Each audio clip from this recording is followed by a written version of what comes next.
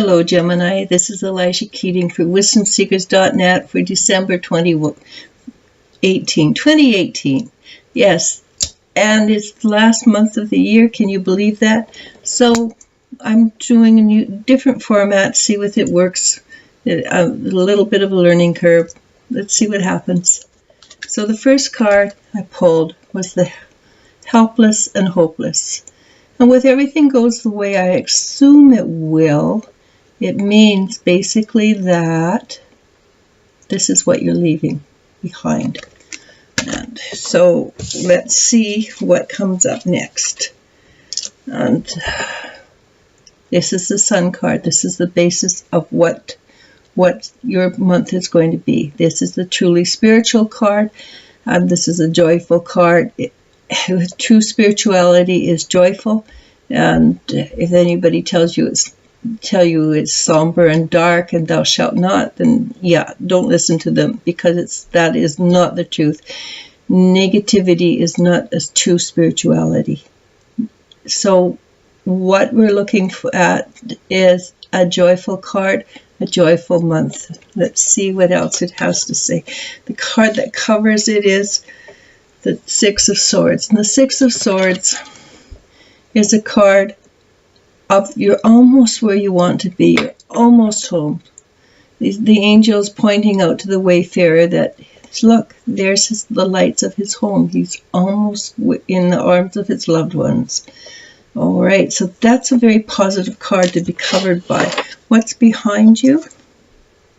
The Three of Cups. Okay, well, that's nice, because as far as I know, the Geminis I know have not been celebrating, but this is celebration. So what's something that has been behind you is you have celebrated that which is in the past. And that is also, it could be celebrated because you missed its old ways, or it could be that that things are just a little bit, let's forget about everything and let's have fun. And that is a positive. And what's just below us? The Eight of Cups. And the Eight of Cups, this is a very harsh card.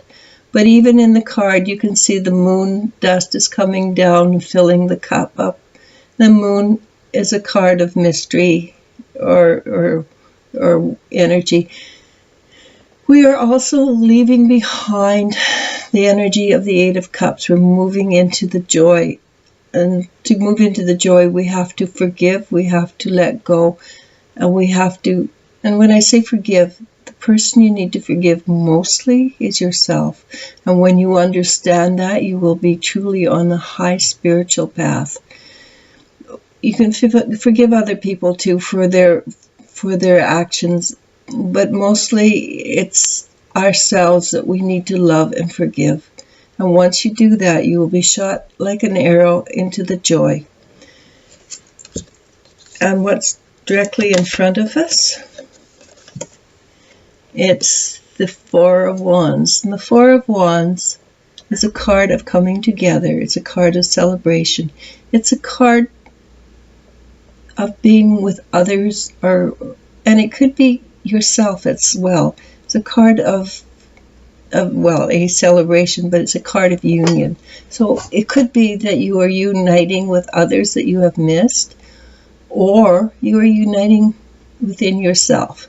And that, to my mind, is the most powerful uniting you can do, is that which is in yourself. Because once you've done that, everything else falls into place for you or with you. And what's happening in the future? This is the Princess of Swords. And she represents the subconscious inner child who goes out and creates shifting and changing within yourself. All right, so the Princess of Swords is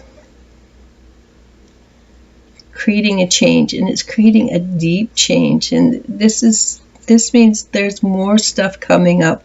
Well, Gemini, you've got two personalities, so you probably have twice the amount of work because of it. So you're doing a good job. Just know that, because the base card is the Sun card, and the Sun card is the joy card. What's coming up? This is what you're leaving behind, the Five of Pentacles. And it's a card of looking in at what other people have and what other people want, or perceiving what other people have and wanting what they want.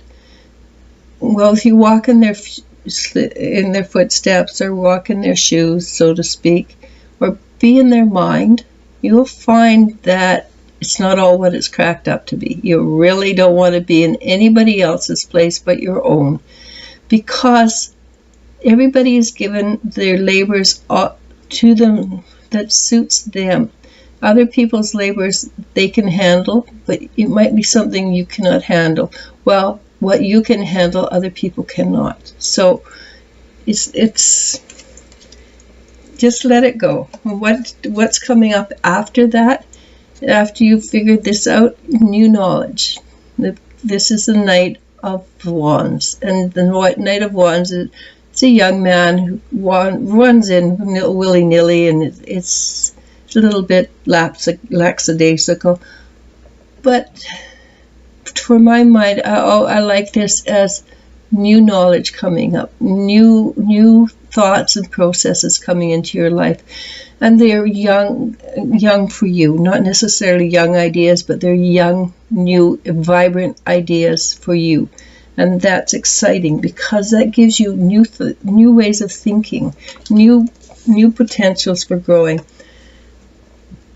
This is the Ten of Wands, and it will bring you a great deal. It's hard work. Sometimes it's easy, sometimes it's hard, but in this case, I think letting go of old beliefs is very hard work, especially when you're attached to them. So check your heart, and that would be what the Princess of Swords is doing. She's cutting away that which is no longer necessary. So check your heart. If it truly fits you, then keep it. But if it doesn't, let it go. And you will be rewarded with the Ten of Cups. And the Ten of Cups is a card of mature joy and happiness, which is, again, the Sun card. So let's finish this off. So we had helpless and hopeless, which you're leaving, no longer need, and you're moving into ta-da, love. And the most important love of all is the love of self. And once you've got the love of self, all the other loves fall into place easily and sometimes dramatically, if you want them. Not all of us are that interested anymore in having romantic love. We do want, every single one of us, true love, to truly be loved. So December for you Gemini is going to be a powerful time, a nice shifting, and there will be happiness and joy mixed in with a few other things. If you know what the few other things are, try and be someplace where you don't have to mix company. But that's just me, because I'm not into trauma drama. Namaste. Namasko.